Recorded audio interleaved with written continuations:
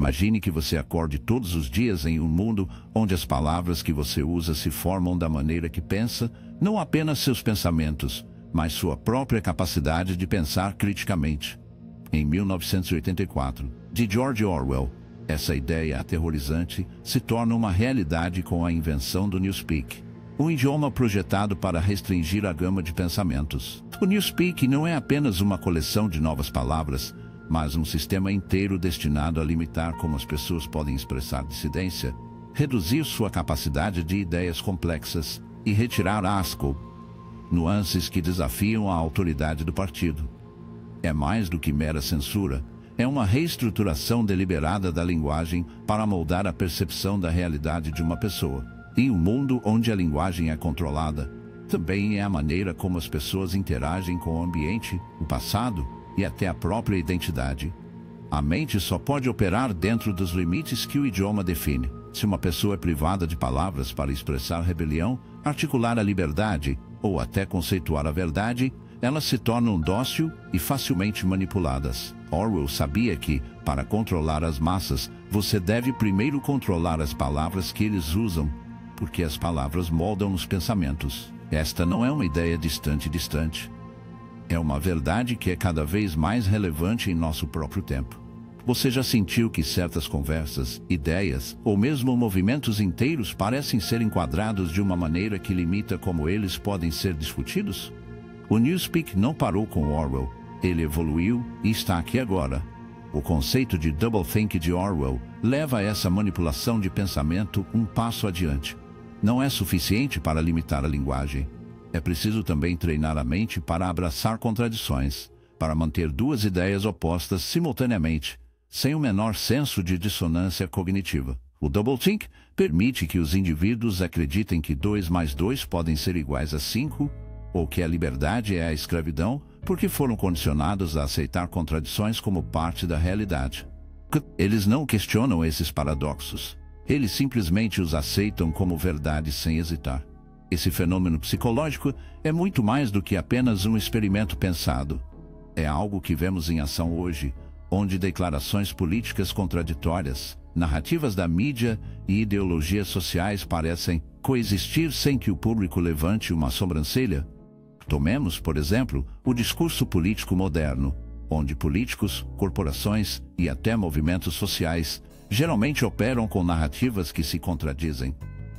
Uma mensagem é transmitida, mas não se alinha com ações ou políticas, e, no entanto, as pessoas encontram uma maneira de aceitar.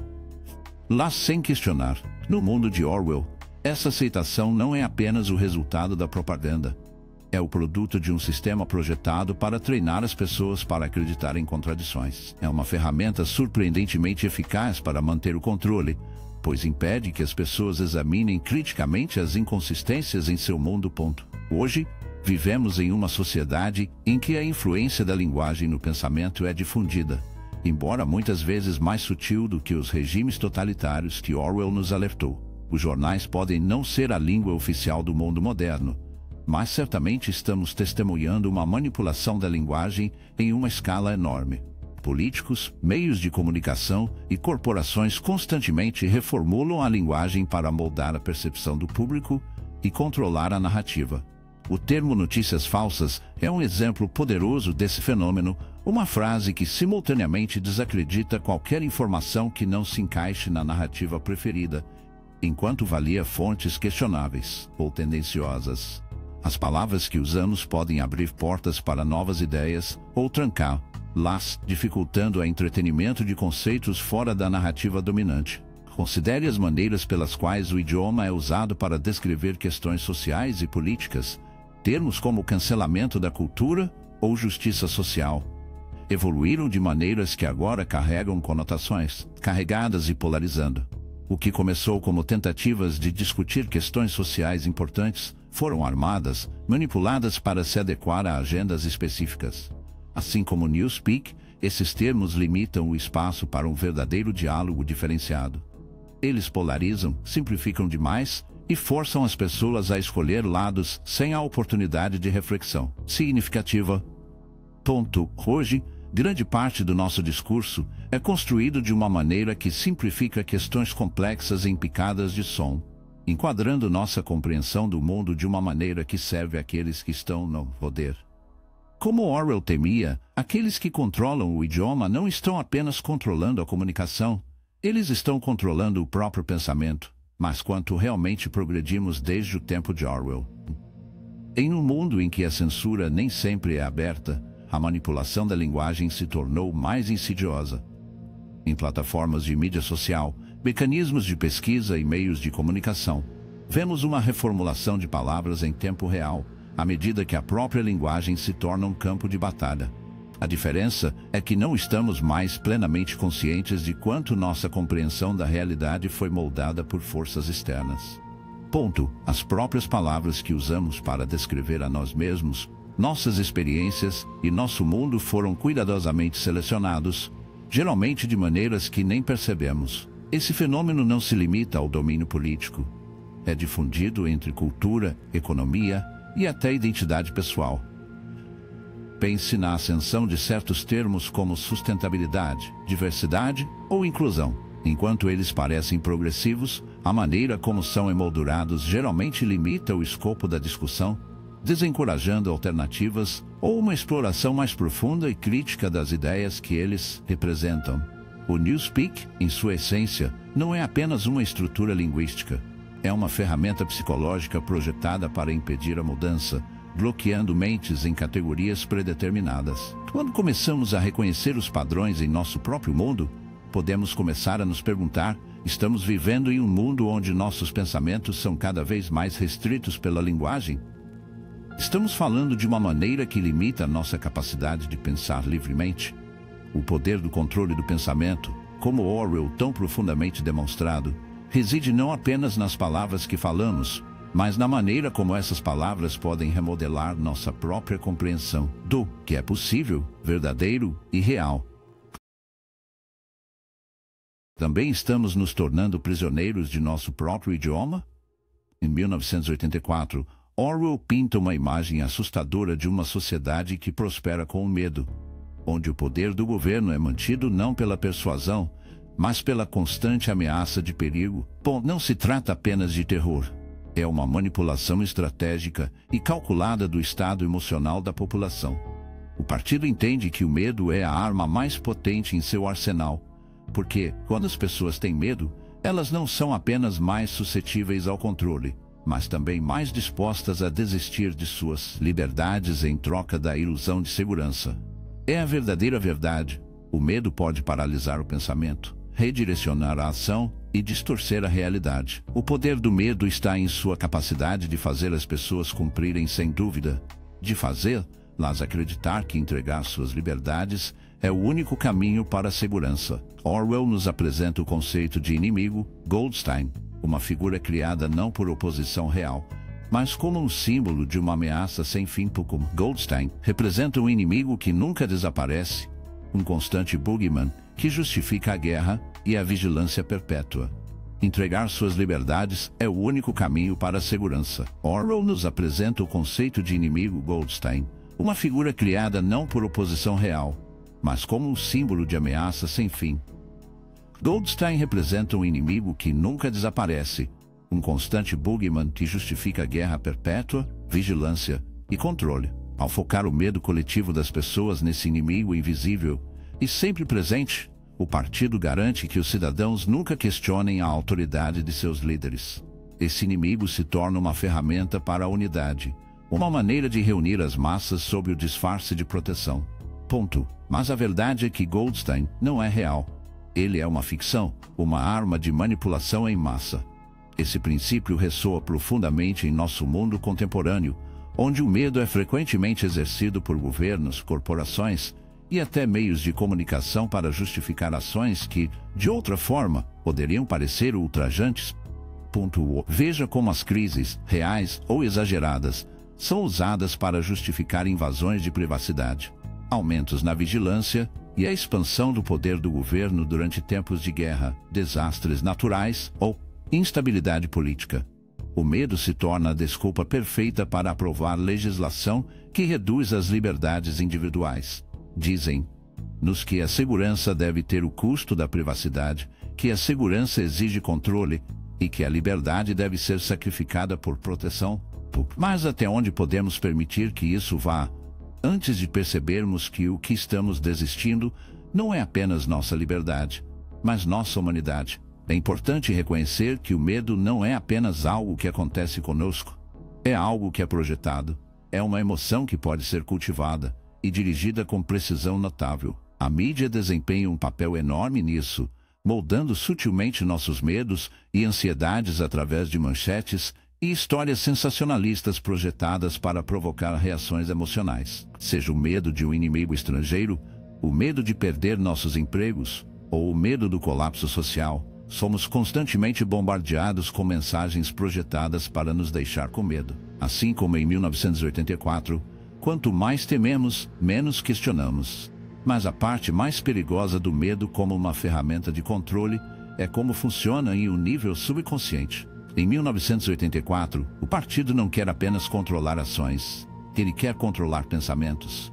O medo, como Orwell nos mostra, é um meio de fazer as pessoas agirem de maneiras instintivas e não fundamentadas. Ele força os indivíduos no modo de sobrevivência, onde seu foco principal se torna segurança pessoal, e não mudanças políticas ou sociais. O medo não permite espaço para questionar o status quo. Ele apenas mantém as pessoas trancadas em um estado perpétuo de submissão. É aqui que começamos a ver as conexões com o nosso próprio mundo. Com que frequência ouvimos sobre crises, pandemias, terrorismo ou colapso econômico, apenas para descobrir que nossa resposta é uma rendição de joelho de nossos direitos? Com que frequência fazemos escolhas por medo, apenas para perceber mais tarde que desistimos mais do que jamais pretendemos? Também vemos o poder do medo e como isso molda nossa visão de mundo. Se você passar seus dias ouvindo sobre ameaças, seja real ou fabricado, sua realidade se torna uma onde o perigo está sempre ao virar da esquina. Esse estado constante de medo nos torna mais propensos a aceitar medidas draconianas, aceitar a vigilância e aceitar a erosão de nossas liberdades, porque estamos condicionados a acreditar que o mundo é um lugar muito mais perigoso do que realmente é. O partido, em 1984, sabia que, ao criar esse medo eterno subjacente, poderia controlar não apenas ações, mas pensamentos. Poderia moldar uma sociedade que tinha muito medo de agir contra isso. Estamos condicionados a acreditar que o mundo é um lugar muito mais perigoso do que realmente é. O partido, em 1984, sabia que, ao criar esse medo eterno subjacente, poderia controlar não apenas ações, mas pensamentos. Poderia moldar uma sociedade que tinha muito medo de agir contra isso, muito aterrorizada para pensar em rebelião. Em nosso mundo, estamos cada vez mais cercados por uma cultura de medo. É um medo que existe não apenas nas manchetes, mas na maneira como vivemos nossas vidas diárias, constantemente preocupadas com a instabilidade econômica, o colapso ambiental ou a próxima crise política. O medo é uma força poderosa, e quando é cuidadosamente cultivada, torna-se quase impossível resistir. É fácil ver como o medo, quando manipulado e amplificado, pode afastar nossas liberdades e nos convencer a desistir de mais da nossa liberdade do que jamais faríamos de bom grado. A realização mais assustadora, no entanto, é que muitas vezes não temos consciência de quão profundamente esse medo é tecido no tecido de nossa sociedade. Questão é: estamos cientes o suficiente para deter-lo antes que nos consuma completamente? O Orwell's 1984 nos apresenta o conceito aterrorizante de que a própria história pode ser reescrita, não apenas no sentido de editar registros, mas em apagar passados inteiros e reprogramar memórias coletivas. Essa manipulação do passado não é uma mera ferramenta para a festa. É a base sobre a qual seu poder é construído. No mundo de 1984, o Ministério da Verdade é encarregado de alterar constantemente os registros históricos, mudando os fatos para se alinhar com a narrativa em constante mudança do partido. O slogan que controla o passado controla o futuro. Quem controla o presente, controla o passado e encapsula a essência do poder totalitário. Ao mudar constantemente o que as pessoas acreditam ser verdadeiras sobre o passado, o partido garante que nunca seja interrogado ou derrubado. O passado não é mais uma realidade fixa, torna-se uma substância fluida e maleável, facilmente moldada para atender às necessidades do momento presente. A parte aterrorizante disso é que os cidadãos da Oceania não são apenas forçados a aceitar essas revisões, mas também são feitas para esquecer completamente a verdade. A própria memória é alterada a tal ponto que as pessoas acreditam em histórias que nunca existiram. A ideia de realidade objetiva se torna irrelevante porque, neste mundo, o que é verdade é o que o partido diz ser verdadeiro, e o que era verdade ontem é irrelevante e se contradiz à realidade. Essa manipulação do passado garante que o partido nunca esteja errado. Simplesmente cria uma nova história sempre que necessário. As pessoas, privadas de qualquer fonte confiável de verdade, começam a aceitar isso como normal, nunca questionando a inconsistência entre passado e presente. Esse controle sobre a história não se limita apenas a 1984. É uma ferramenta poderosa que tem sido usada ao longo da história de várias formas. Veja como os regimes políticos, totalitários ou não, geralmente tentam reescrever o passado para justificar suas ações atuais.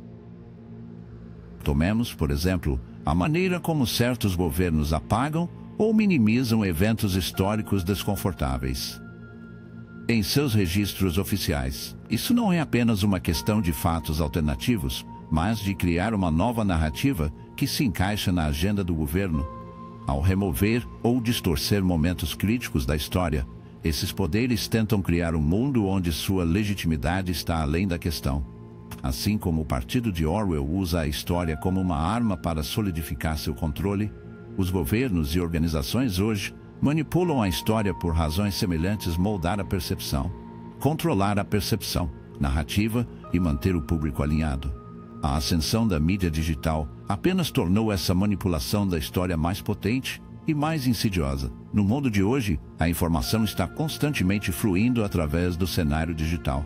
Fatos, opiniões, imagens, vídeos. A internet deve ser o repositório final do conhecimento, mas também se tornou um lugar onde fatos históricos podem ser apagados, revisados ou distorcidos à vontade. Segue o fenômeno da cultura de cancelamento, onde pessoas ou ideias são apagadas da história simplesmente porque não são mais políticas ou socialmente aceitáveis. Através de plataformas online, vídeos e artigos são retirados, as postagens antigas estão enterradas e as verdades inconvenientes estão ocultas. A história, uma vez documentada e acessível, agora corre o risco de ser reescrita por aqueles com o poder de controlar plataformas digitais. A era digital criou um mundo onde a verdade não é mais algo fixo no tempo.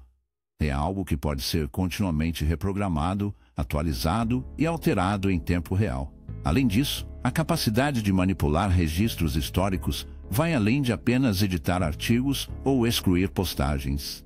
Ele se estende à própria criação de memória. Quando analisamos como os eventos são relatados ou discutidos nas mídias sociais, vemos a narrativa moldada não apenas pelos fatos, mas por aqueles que têm o poder de influenciar a conversa. As plataformas que usamos para comunicar, os algoritmos que selecionam o que vemos e as vozes que são amplificadas contribuem para a forma de nossa memória coletiva. O perigo aqui é que, com o tempo, podemos perder o contato com a verdade do que realmente aconteceu, substituindo-o por uma versão de eventos que se adapta à narrativa dos que estão no controle. Esse processo é tão sutil, tão gradual, que talvez nem percebemos que está acontecendo até que seja tarde demais.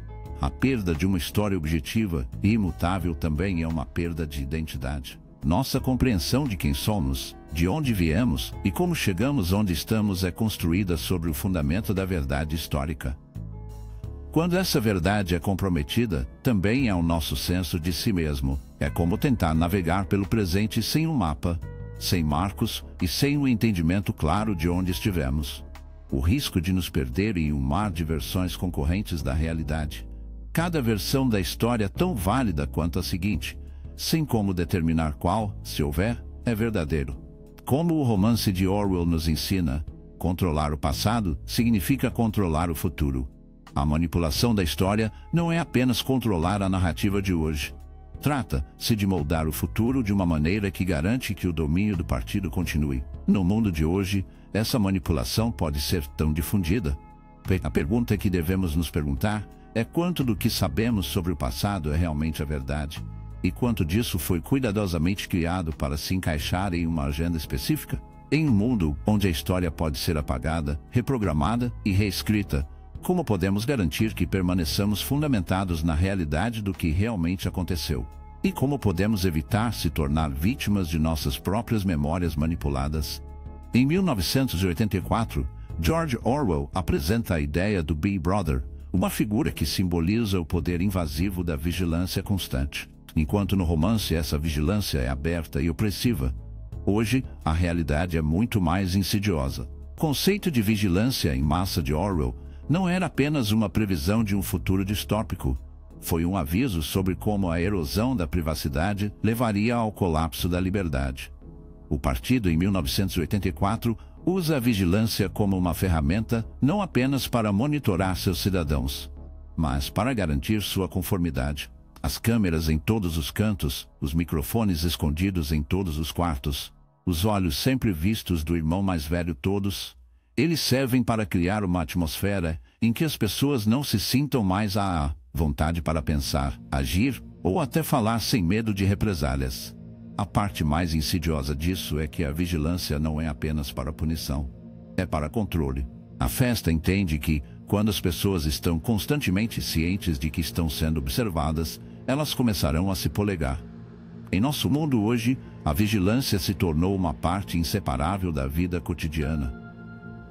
Estamos sendo constantemente observados, não apenas por governos ou aplicação da lei, mas por empresas, plataformas de mídia social e até nossos próprios dispositivos. É fácil esquecer que toda vez que desbloqueamos nossos telefones, navegamos na internet ou publicamos nas mídias sociais, deixamos para trás uma trilha de dados que estão sendo coletados, analisados, usados para prever nosso comportamento.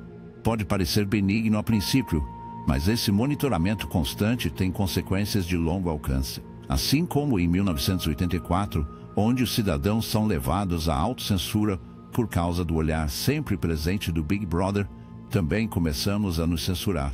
Evitamos dizer certas coisas, adaptando nossas ações para atender às expectativas dos algoritmos. Ajustamos nossos verdadeiros eus para evitar conflitos ou julgamentos. Essa vigilância não é mais apenas uma presença física. É internalizado, entrelaçado no tecido de nossa existência diária. Considere o aumento da tecnologia de reconhecimento facial, que entrou em tudo, desde práticas de aplicação da lei até ambientes comerciais. O que antes era ficção científica no tempo de Orwell, agora faz parte da vida cotidiana. As câmeras estão por toda parte, monitorando nossos movimentos, nossos comportamentos e nossas identidades. Embora essa tecnologia seja frequentemente comercializada como uma ferramenta de segurança, a pergunta deve ser feita: a que custo essa segurança vem? Assim como a festa em 1984, somos informados de que a vigilância é para o nosso próprio bem, que ela nos protegerá do crime, terrorismo e desordem. Mas a questão permanece: quanto de nossa liberdade estamos dispostos a sacrificar em nome da segurança? Também precisamos analisar o surgimento da coleta de dados por empresas. Todos os cliques que fazemos online, todas as compras que fazemos, todas as conversas que temos nas mídias sociais, contribuem para um vasto perfil digital sendo construído ao nosso redor. Esses dados são usados para manipular nossos desejos, nossas preferências e até nossas crenças políticas. Mas, diferentemente da vigilância em 1984, que é uma ferramenta de controle direta do governo, a vigilância de hoje é frequentemente disfarçada de serviço. Somos levados a acreditar que estamos participando de uma troca livre e oferecemos nossos dados. E em troca, recebemos anúncios, recomendações e conteúdo personalizados. Mas o que deixamos de ver é que essa troca livre vem com um custo oculto. Quanto mais doamos, mais perdemos nossa privacidade e mais controle os outros têm sobre nossas vidas. Não se trata apenas de ser observado. É sobre os efeitos psicológicos de viver em um mundo onde a privacidade é cada vez mais escassa. Em 1984, os cidadãos ficam tão acostumados a ser vigilados que não confiam mais em seus próprios pensamentos. Eles se envolvem em doublethink, aceitando contradições como parte de sua realidade simplesmente porque a vigilância constante os obriga a um estado de conformidade mental. Hoje vemos uma tendência semelhante em um mundo onde todas as mensagens, todas as conversas e cada postagem são potencialmente monitoradas. Começamos a adivinhar a nós mesmos. Nós nos perguntamos se nossas opiniões são muito controversas, se nossas postagens são muito radicais, se estamos cruzando alguma linha invisível. E, assim como cidadãos da Oceania, nós autocensuramos. Temos medo de falar a verdade, expressar nossos pensamentos reais, porque a possibilidade sempre presente de vigilância significa que nossas vidas particulares não são mais verdadeiramente privadas. Essa erosão da privacidade não é apenas um inconveniente, é uma ameaça fundamental à nossa liberdade. A privacidade é essencial para a individualidade. É através da privacidade que temos espaço para pensar, para formar opiniões, explorar ideias sem medo de julgamento ou retaliação. Quando perdemos a privacidade, perdemos a capacidade de ser verdadeiramente livres. Em 1984, essa perda de privacidade é retratada como a forma final de controle. A capacidade do partido de monitorar todos os aspectos da vida, todo pensamento, toda ação, toda interação, oferece ao indivíduo impotente. Em nosso mundo, embora as ferramentas de vigilância possam não ser tão abertas quanto as da visão de Orwell, elas não são menos perigosas. A verdadeira questão é: estamos cientes dos custos dessa vigilância e estamos dispostos a sacrificar nossa privacidade por uma questão de conveniência ou segurança? No final, a história da vigilância em massa é uma história sobre confiança. Confiança em nossos governos, confiança nas empresas e confiança nos sistemas que foram criados para nos proteger. Mas quanta confiança devemos depositar nesses sistemas? Quanto devemos estar dispostos a nos render? Como 1984 de Orwell avisa tão vividamente, o mundo sem privacidade é um mundo sem liberdade. Cabe a nós decidir o quanto estamos dispostos a deixar os olhos sempre vistos do Big Brother, em suas várias formas, moldar nossas vidas e nosso mundo. Em 1984, George Orwell pinta uma imagem de um mundo onde a individualidade não é apenas suprimida, é obliterado. Nesta sociedade, pensar de maneira diferente não é simplesmente desencorajado, é um crime. O conceito de pensamento é central para a capacidade do regime de manter o controle total. O poder do partido vem da conformidade absoluta de seus cidadãos, e qualquer pessoa que ousa desafiar o status quo é punida, proferida da existência. O partido entende que o pensamento individual é a maior ameaça ao seu domínio. Se as pessoas tiverem permissão para pensar livremente, elas podem questionar a narrativa do partido, e isso pode levar à rebelião.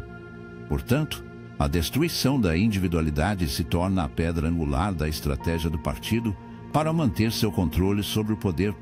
A realidade disso é que, quando a individualidade é esmagada, também é a capacidade de pensar criticamente. As pessoas não são mais capazes de questionar seu ambiente ou desafiar a ordem estabelecida. O sistema impõe uma uniformidade de pensamento que permeia todos os aspectos da vida. Não se trata apenas de controlar.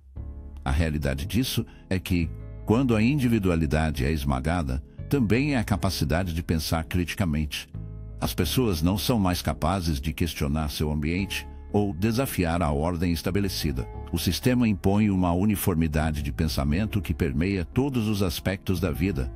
Não se trata apenas de controlar as ações das pessoas, trata-se de controlar suas mentes. Em 1984, isso é alcançado através da destruição completa do pensamento e expressão privados. Desde a doutrinação de crianças na ideologia do partido até a eliminação de qualquer traço de dissidência, o sistema trabalha incansavelmente para criar uma sociedade onde o pensamento independente não é mais possível. No final, a própria individualidade se torna um crime punível com tortura e morte. A festa não quer apenas obediência, ele quer uniformidade no nível mais fundamental da existência humana. No mundo em que vivemos hoje, não temos um regime abertamente totalitário, como o de 1984. No entanto, ainda estamos testemunhando a lenta erosão da individualidade em uma sociedade que valoriza cada vez mais a conformidade. Uma das maneiras pelas quais isso acontece é através da normalização do pensamento de grupo. Este é o processo pelo qual os indivíduos suprimem suas próprias crenças, valores e ideias para se alinhar com as opiniões da maioria ou do poder. Seja na política, cultura ou mídia social, há uma pressão crescente para estar em conformidade com uma narrativa específica. As opiniões dissidentes são frequentemente recebidas com desprezo, ridículo ou pior, ostracismo. As pessoas que desafiam a visão de mundo dominantes são rotuladas como outliers, extremistas ou mesmo inimigos do Estado. Quanto mais vemos isso, mais começamos a aceitar a ideia de que a individualidade é algo para se envergonhar. Um dos aspectos mais insidiosos desse processo é como ele é vendido como algo positivo. Dizem-nos que a conformidade traz harmonia, que o pensamento de grupo é um sinal de unidade, e que aqueles que desafiam o status quo estão apenas tentando nos dividir. Na era digital, essa pressão para se conformar é ainda mais pronunciada. As plataformas de mídia social, com seus algoritmos projetados para priorizar opiniões populares, criam câmaras de eco, onde apenas certas visões são amplificadas. Isso cria um ambiente em que as pessoas se sentem forçadas a expressar opiniões alinhadas com a maioria, mesmo que essas opiniões não reflitam suas verdadeiras crenças. O desejo de validação e aceitação se torna tão forte que muitos indivíduos abandonam suas próprias convicções em favor de se encaixar. Dessa forma, o sistema não precisa suprimir ativamente a individualidade. Simplesmente cria um ambiente em que as pessoas desistem de bom grado, com medo de se destacar ou se manifestar. O aspecto mais perigoso dessa destruição da individualidade são os efeitos a longo prazo que ela tem sobre nossa capacidade de pensar por nós mesmos. Quando paramos de questionar, quando paramos de desafiar as ideias que nos dizem para aceitar, perdemos a essência do que nos torna humanos. O pensamento crítico, a capacidade de questionar a autoridade e a coragem de ser diferentes são o que nos permite crescer como indivíduos e como sociedade. Se deixarmos de lado essas qualidades, corremos o risco de nos tornar nada mais do que engrenagens em uma máquina. Nossos pensamentos ditados pelos poderes que são. 1984 de Orwell nos mostra que, quando a individualidade é destruída, a própria alma da humanidade está em risco. A tragédia do romance não é apenas a opressão de um povo, mas a perda de sua capacidade de pensar livremente, criar, desafiar e imaginar uma realidade diferente. No mundo de hoje, devemos nos perguntar quanto de nossa individualidade estamos dispostos a sacrificar em nome da conformidade. O romance não é apenas a opressão de um povo, mas a perda de sua capacidade de pensar livremente, criar, desafiar e imaginar uma realidade diferente. No mundo de hoje, devemos nos perguntar quanto de nossa individualidade estamos dispostos a sacrificar em nome da conformidade. Com que frequência silenciamos nossos próprios pensamentos porque tememos julgamento ou rejeição? A ascensão da cultura de cancelamento, a demonização da dissidência e a pressão de estar em conformidade com a narrativa dominante são todos os sinais de que estamos perdendo o controle da individualidade. Quanto mais permitimos que essas forças nos moldem, mais perdemos a capacidade de pensar de forma independente, defender o que acreditamos e sermos fiéis a nós mesmos. A mensagem de Orwell 1984 é clara quando deixamos de lado nossa individualidade. Deixamos de lado a nossa liberdade. Então pergunte a si mesmo: você está pronto para desafiar o sistema que procura apagar sua individualidade? Você está preparado para defender seu direito de pensar por si mesmo? O mundo hoje pode não ser a distopia exata que Orwell nos alertou, mas as forças que procuram nos controlar e moldar nossos pensamentos são mais reais do que nunca. Se não formos cuidadosos, podemos nos encontrar vivendo em um mundo onde a individualidade não é mais possível. Se você encontrou este vídeo instigante, não deixe de deixar um tipo, assine e acertar o sino de notificação para que você possa se juntar a nós nesta jornada de profunda reflexão. Não se esqueça, novos vídeos todos os dias exploram as ideias que moldam nosso mundo e nossas mentes. Fique curioso, fique acordado e continue questionando.